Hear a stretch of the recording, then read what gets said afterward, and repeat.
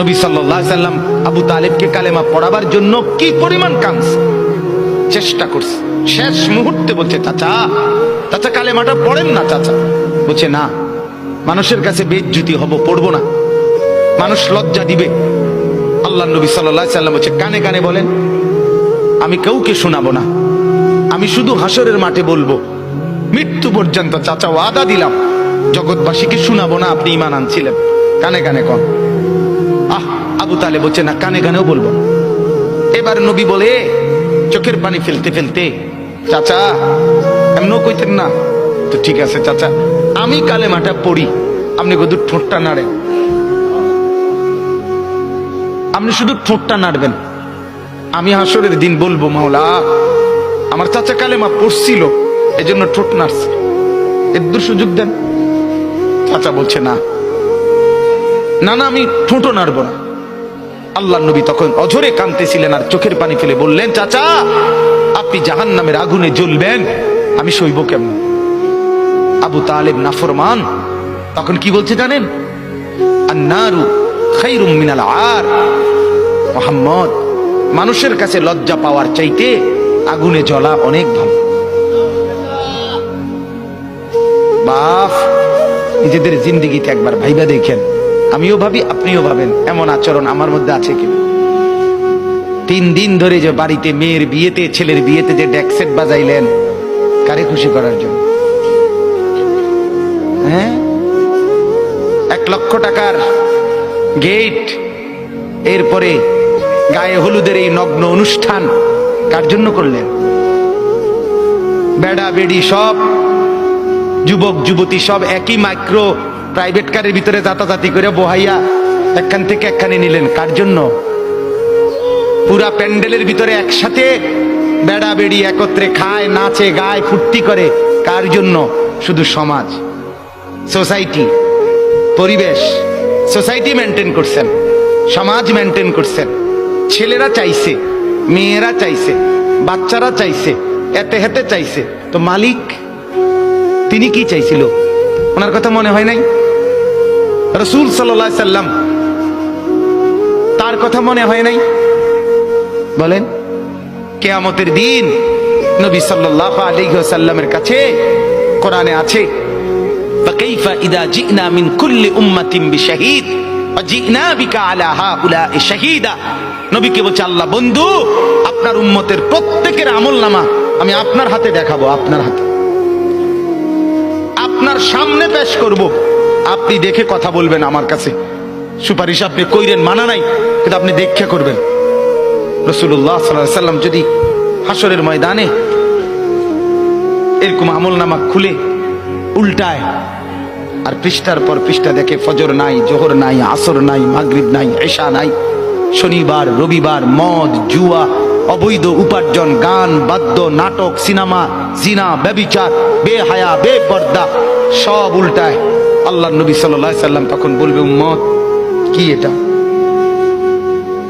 উম্মত, আমার 23 বছরের এত চোখের পানির কথা একবারও মনে হয় নাই? কি আনছো এটা আমারে? উম্মত, তুমি জানো না আমি যে তায়েফের পাথরের আঘাতে পুরা পিঠ চালনির মতো ঝাঁঝরা বানায় ফেলছে আমার? শোনো নাই তুমি? আমারে যে উহুদের ময়দানে দান দান শহীদ করে রক্তাক্ত করছে, তুমি শোনো নাই? আমি যে 14 দিন পেটে ক্ষুধার তাড়নায় পাথর বাঁধছিলাম, উম্মত তোমার মনে নাই? একবারও শোনো নাই আমার ক্ষুধার কষ্ট, আমার পিঠের ব্যথা, আমার দাঁতের ব্যথা, আমার কাঁধে 2টা কড়া ঢুকে গেছে? উম্মত, আমার ঘরে 3 মাস আল্লাহর নবীর স্ত্রী আয়েশা বলছে, আল্লাহর কসম উম্মত, নবীর স্ত্রী বলছে 3 মাস 3টা চাঁদ উঠছে ডুবছে, রাআইনা হিলালান সুম্মা হিলালান সুম্মা হিলালান, 3 চাঁদ 3 মাসে নবীর 9 জন বিবির কারো ঘরে আম্মা জান আয়েশা বলে 1 ফোঁটা চুলায় আগুন জ্বলে নাই।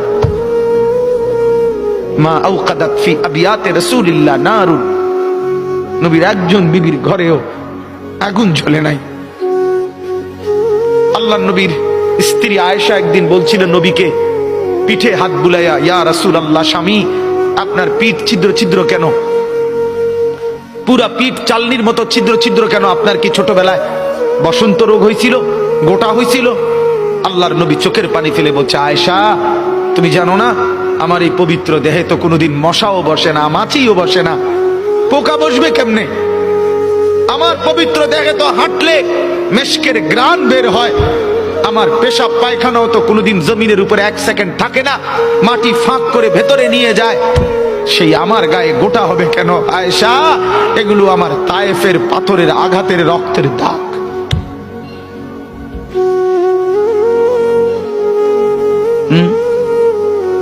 হলো না বাপ? কিছুই মনে হইল না? এভাবে ভুলে গেলেন, ভুলে গেলেন? রাসূলুল্লাহ সাল্লাল্লাহু আলাইহি সাল্লামকে একবারও মনে হলো না? আল্লাহকে ভালোবাসেন, নবীকে ভালোবাসেন, আখিরাত চিনেন? এই বাপ, আমি আপনাদের সন্তান, যে আল্লাহর কোরআন যে ধরে নাই, ছোঁয়ে নাই, পড়ে নাই, বিশ্বাস করেন পড়ার কোনো মজা, লেখার কোনো মজা, জ্ঞানের কোনো মজা, শিখার কোনো মজা, জানার কোনো মজাই সে পায় না। আপনি যেন কিছুই পান নাই, তেমন কিছু পান না। এতটি ফইরা এ ভাত তরকারি যায়, ইডি এমনি খাওয়া যায়, দূর মিয়া, এগুলো এমনি মিলান যায়। এ ভাত দুগের লাগে এত এত মেহনত করন লাগে না। অল্প কয়টা ভাতের জন্য, বিল্ডিং একখান করণের জন্য এত কিছু করতে হয় না, এত কিছু করতে হয় না।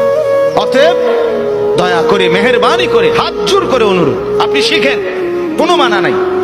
আপনি বৈষয়িক সব পড়া পড়েন, আপনি সব শিখেন, কিন্তু তার উপরে আল্লাহর কোরআন রাখেন, রাসূলুল্লাহ সাল্লাল্লাহু আলাইহি সাল্লামের সুন্নাহ রাখেন, দিন শিখেন, আল্লাহর কোরআন একটু একটু করে পড়তে শিখেন। আল্লাহ তাআলা আমাদের প্রত্যেককে তৌফিক দান করেন। নিয়ত করেন যে কোরআন পড়বেন ইনশাআল্লাহ। বলেন ইনশাআল্লাহ, বলেন জোরে সোরে বলেন ইনশাআল্লাহ। আল্লাহ তৌফিক দান করেন। একজন যুবক, আমার বাপ, আবারও বলছি, আবারও অনুরোধ করছি, জীবন শোনাটা, আল্লাহর কথা শোনাটা খামখেয়ালি বানায়েন না। ইডি হুজুররা কয় মাইতো নাই তান কইবই, আপনি আমি শুনলে শুনলাম, না শুনলে না, না না না, তা খামখেয়ালি না, খামখেয়ালি না। ও চিরেই আপনিও কবরে যাবেন, আমিও কবরে যাব, ঠিক কিনা বলেন না কেন? খুব দ্রুত। আল্লাহ তাআলা আমাদের প্রত্যেককে তৌফিক দান করেন।